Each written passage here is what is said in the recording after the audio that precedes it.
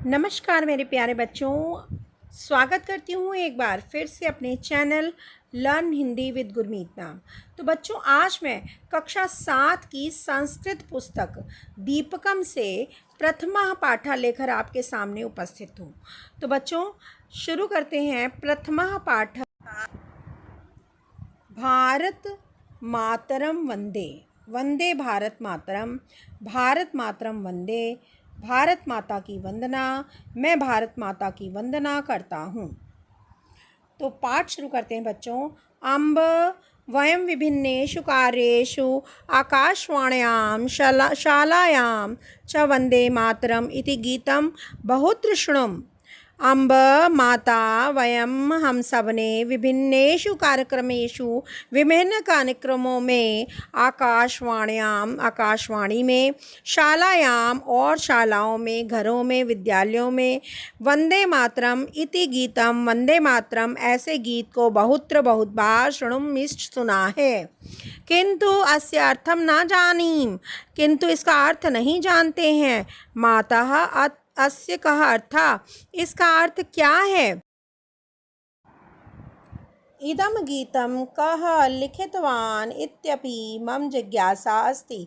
यह गीत किसके द्वारा या किसने लिखा है। इत्यपि यह भी मम जिज्ञासा अस्ति मेरी जिज्ञासा है या मैं जानना चाहता हूँ।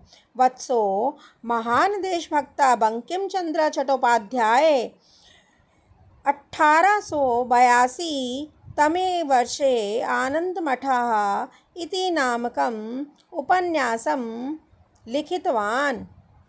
वत्सो बच्चों, महान देशभक्त बंकिम चंद्र चट्टोपाध्याय ने 1882 ईस्वी में आनंदमठ ऐसे नाम का उपन्यास लिखा।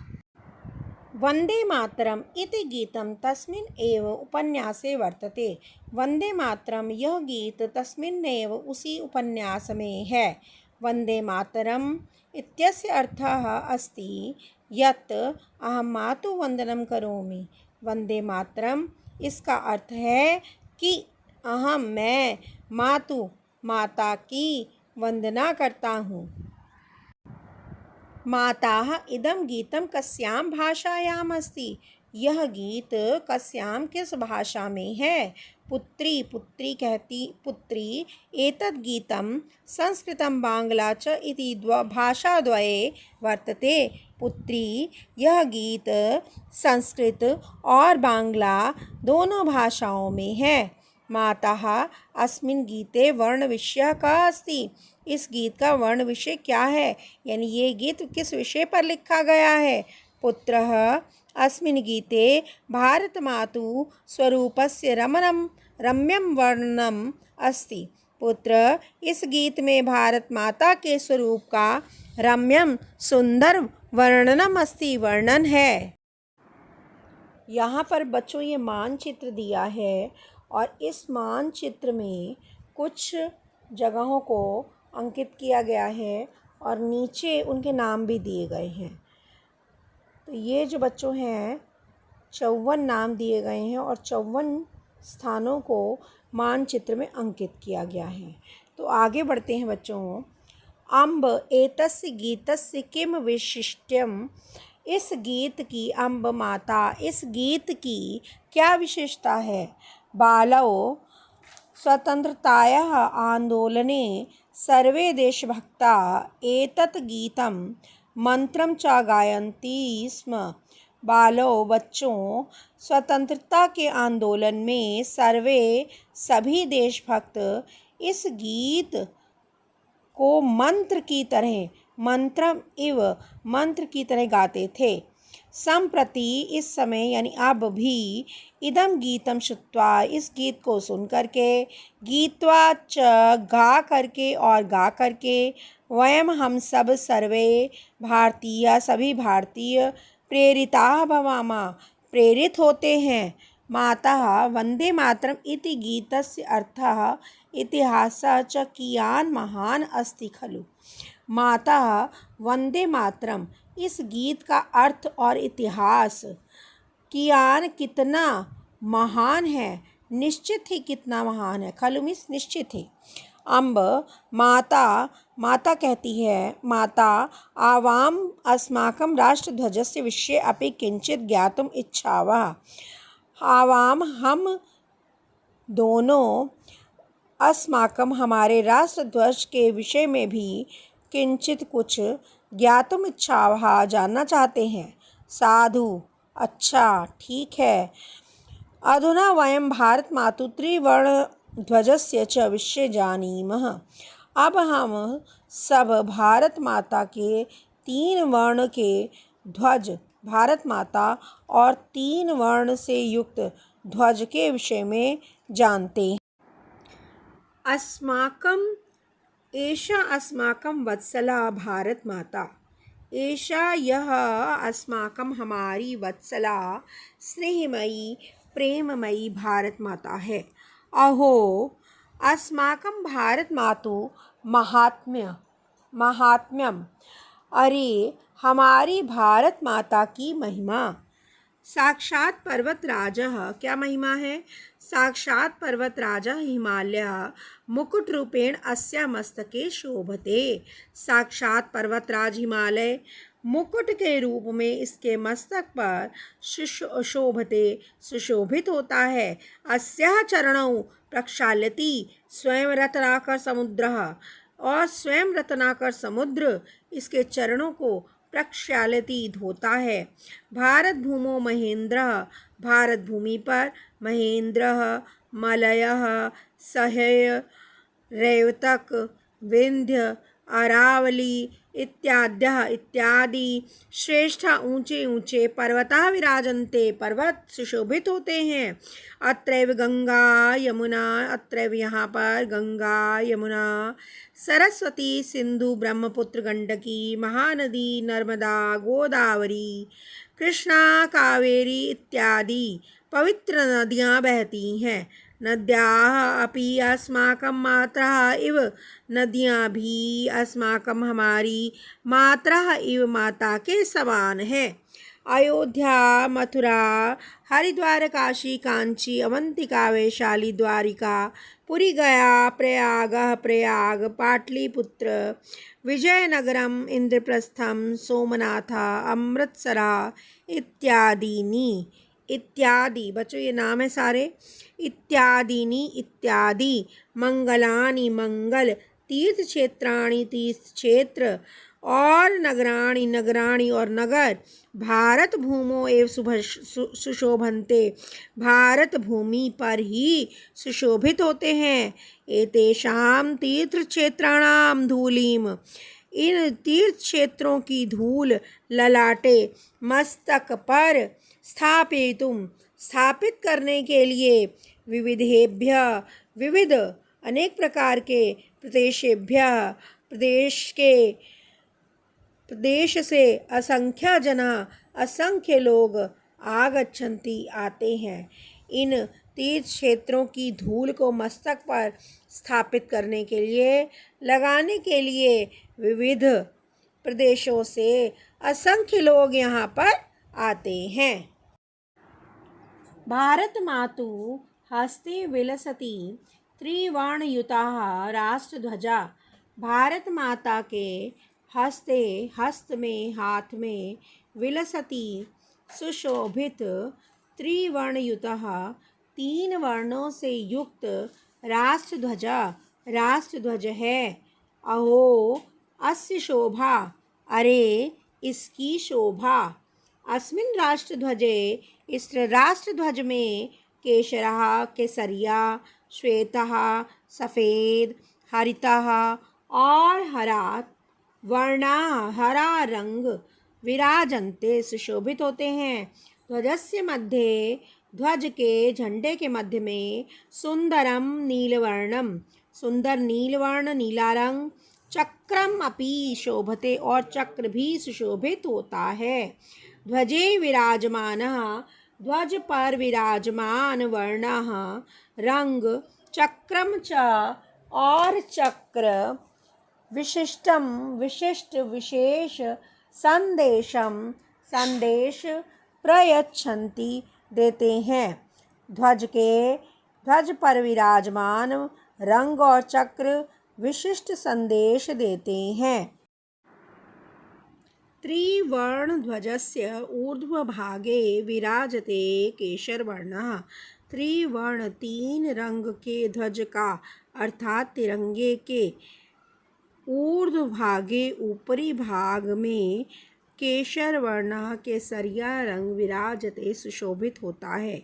एषः वर्णः यह रंग त्याग परंपरा का शौर्य परंपरा का और शौर्य परंपरा का सूचक है। ये भारत मातु आजीवनम सेवां कृतवन्तः, जो भारत माता की आजीवन सेवा करते हैं। देशस्य स्वतंत्रतां प्राप्तुं सहर्षं स्वप्राणान् अर्पितवन्तः, देश की स्वतंत्रता की प्राप्ति के लिए हर्ष से के साथ स्वप्राणान अपने प्राणों का त्याग करते हैं या अर्पित करते हैं। तेषां वीराणाम उन्हीं वीरों के बलिदान को सूचित करता है। एषः वर्ण यह रंग जयतु सैनिकों की जय हो इति वक्तुम् अस्मान् प्रेरयति ध्वजस्थितः अयं केशरवर्णः यह केसरिया रंग हमें प्रेरित करता है। ध्वज पर स्थित जयतु सैनिकों की जय हो इति वक्तुम ऐसा कहने के लिए हमें ध्वज पर स्थित यह केसरिया रंग प्रेरित करता है। कृषक बंधवाः अस्माकं भारत भूमिं कृषक भाई अस्माकं हमारी भारत भूमि को सर्वदा हमेशा स्वस्वेद बिंदु भी अपनी पसीने की बूंदों से सींचते हैं। एतेषां परिश्रमेण इनके परिश्रम से एव ही भारत भूमि हरितवर्णमयी हरे रंग से युक्त समृद्ध और शस्य श्यामलाः हरी भरी उपजों से युक्त हरी भरे खेतों से युक्त संजाता होती है। भारत मातु समृद्धे भारत माता की समृद्धि में एषः यह आभा हरितवर्ण रूपेण हरे रंग के रूप में अस्माकं हमारे राष्ट्रध्वज में विराजते सुशोभित होती है। भारत माता की समृद्धि में यह आभा हरे रंग के रूप में हमारे राष्ट्रध्वज में सुशोभित होती है। जयतु कृषकाः कृषकों की जय हो इति वक्तुम यह कहने के लिए अस्मान प्रेरयति हमें प्रेरित करती है। कौन? राष्ट्रध्वज में स्थित एषः हरितवर्ण राष्ट्रध्वज में स्थित यह हरा रंग हमें जयतु कृषकाः ऐसा कहने के लिए प्रेरित करता है। ये देखिए बच्चों, आपकी पुस्तक में चित्र दिया गया है जिसमें किसान जो है हल चला रहा है और हरे भरे खेत हैं और वह उन हरे भरे खेतों से जो अन्न उपजाता है।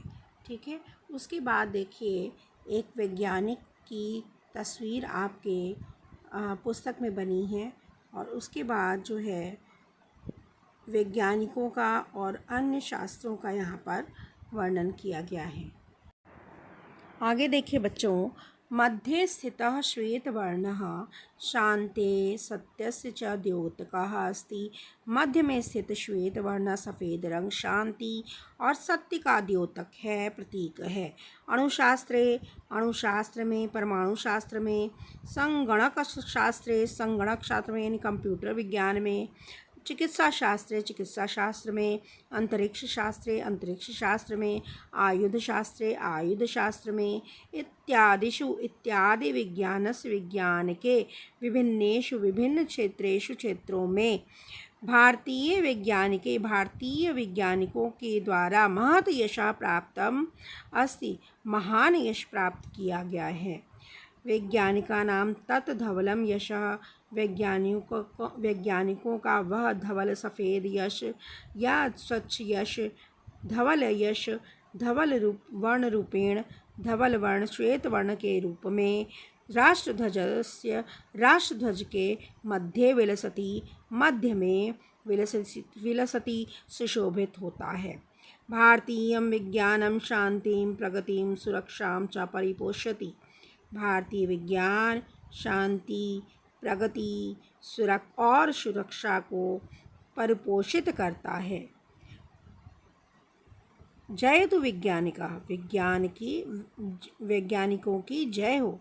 इति वक्तुम, यह कहने के लिए, बोलने के लिए, अस्मान् प्रेरयति ध्वज मध्यस्य अयं धवलवर्णा। ध्वज के मध्य में स्थित यह सफ़ेद रंग हमें जयतु वैज्ञानिक ऐसा कहने के लिए प्रेरित करता है। ध्वजे विराजमानस्य, ध्वज में विराजमान घन नीलवर्णस्य, घन बादल, नील मिस नीला, वर्ण मिस रंग का, चक्रस्य बादलों के समान नीले रंग का, चक्रस्य चक्र नाम का, धर्म चक्रमस्ति धर्म चक्र है। अस्मिन् चक्रे चतुर्विंशति अरः सन्ति, इस चक्र में चतुर्चार विंशति 24 तीलियाँ हैं। एतत् चक्रम चलनीयं कर्तव्यपथे वे न विरम सततं चल इति भावं बोधयति। यह चक्र कर्तव्य पथ पर चलनीयम चलना चाहिए, वह न वरम नहीं रुकना चाहिए। सततम चल, सततम मीन्स निरंतर चलना चाहिए। मतलब यह चक्र जो है कहता है कर्तव्य पथ पर सदैव चलो और न विरम न रुको, सततम चल लगातार निरंतर चलो। इति भावं बोधयति, इस भाव का बोध कराता है, ज्ञान कराता है। सूर्य विरामम बिना नित्यम संचरति, जिस प्रकार से सूर्य विरामम बिना रुके नित्य प्रतिदिन संचरित होता है, अर्थात निकलता है, अपना कार्य करता है, अपने कर्तव्य पथ पर चलता है। नदी कष्टानि सहमाना, नदी कष्टों को सहती हुई भी, ध्येयम प्रति नित्यम प्रवहति, अपने ध्येय के प्रति, अपने लक्ष्य के प्रति नित्य बहती है। इदम चक्रम, यह चक्र जीवने श्रांते, जीवन की श्रांते, थकान, आलस्य प्रमादस्य च, और प्रमाद स्थानम न भवतु। यह चक्र जीवन में आलस्य, थकान, आलस्य और प्रमाद का कोई स्थान न हो। इति संदेशम पृच्छति, यह संदेश देता है। यानी यह चक्र क्या संदेश देता है कि जीवन में कोई भी थकान ना हो, आलस ना हो और प्रमाद का कोई स्थान नहीं हो, ऐसा संदेश यह चक्र देता है। वयम सर्वे अपि धन्या, हम सभी धन्य हैं, यत कि अस्याम पवित्र भूम्याम जन्म प्राप्तवन्तः, कि हमने इस पवित्र भूमि पर जन्म प्राप्त किया है। वयम पवित्रायाः भारत मातु, हम सबकी पवित्र भारत माता, हमें यानी हम सबको पवित्र भारत माता का नित्यम वंदनम कुर्मः, नित्य वंदन करते हैं। अस्या गौरव वर्धनाय, इसके गौरव को बढ़ाने के लिए नित्यम प्रयत्नम कुर्मः, नित्य प्रयत्न करते हैं। आगच्छन्तु मिलित्वा सर्वे गायामः, आइए मिलकर सभी गाएं। क्या गाएं? वयम बालकः भारत भक्ता, हम सभी बालक भारत भक्त हैं। वयम बालिका भारत भक्तः, हम सभी बालिकाएं भारत भक्त हैं। वयम ही सर्वे भारत भक्ता, हम सभी भारत भक्त हैं। पृथ्वीम स्वर्गम जेतुम शक्तः, हम पृथ्वी और स्वर्ग को जीतने में शक्ता समर्थ हैं। यानी हम भारतवासी इतने समर्थ हैं कि हम पृथ्वी और स्वर्ग दोनों को जीत सकते हैं। तो यहाँ पर बच्चों भारत के बारे में बताया, भारत भूमि के बारे में। और तो बच्चों यहाँ पर आपका पाठ जो है समाप्त हो जाता है। आशा करती हूँ कि ये इसकी हिंदी अनुवाद आपको समझ में आ गया होगा। इससे संबंधित कोई भी प्रश्न हो तो बच्चों आप कमेंट बॉक्स में कमेंट करके पूछ सकते हैं, क्योंकि आपकी यह नई पुस्तक है। एनसीईआरटी का जो सिलेबस चेंज हुआ है उसमें ये नई पुस्तक है दीपकम, और उसका ये पहला पाठ है। अगली वीडियो में मैं आपसे फिर मुलाकात करूँगी।